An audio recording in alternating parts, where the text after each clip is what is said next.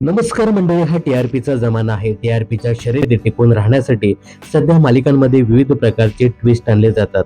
असाच एक मोठा ट्विस्ट स्टार प्रवाहाच्या येड लागलं प्रेमाचं या मालिकेत येणार आहे. या मालिकेत अभिनेत्री पूजा बिरारी आणि अभिनेता विशाल निकम यांनी प्रमुख भूमिका साकारल्या आहेत. सध्या या मालिकेत राया आणि मंजिरीच्या लग्नाचा ट्रॅक दाखवण्यात येत आहे. मालिकेत हे कथानकरंजक वळणावर असताना मालिकेत एका नव्या पात्राची एंट्री होणार आहे. तर येड लागलं प्रेमाचं या मालिकेत नुकत्याच राया आणि मंजिरीचं लग्न झालेलं दाखवण्यात आलंय.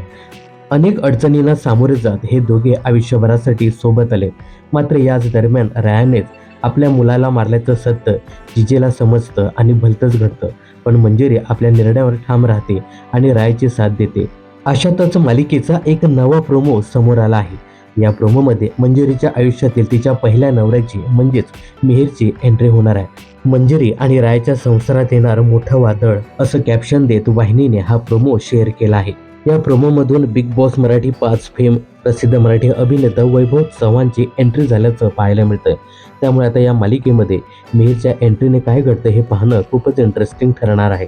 दरम्यान वैभव चव्हाणच्या कामाबद्दल सांगायचं झालं तर बिग बॉस मराठीच्या अगोदर तो झी मराठीच्या मन झालं बाजीन या मालिकेत प्रमुख भूमिकेत दिसला होता. पण त्याला बिग बॉस मराठीने खरी ओळख मिळवून दिली. आता बऱ्याच कालावधीनंतर वैभव चव्हाण हा छोट्या पडद्यावर एंट्री करत आहे.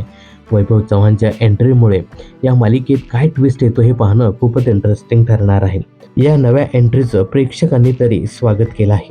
तर मालिकेत होत असलेल्या या नव्या एंट्रीबद्दल तुम्हाला काय सांगायचं हे कमेंट्स करून नक्की सांगा.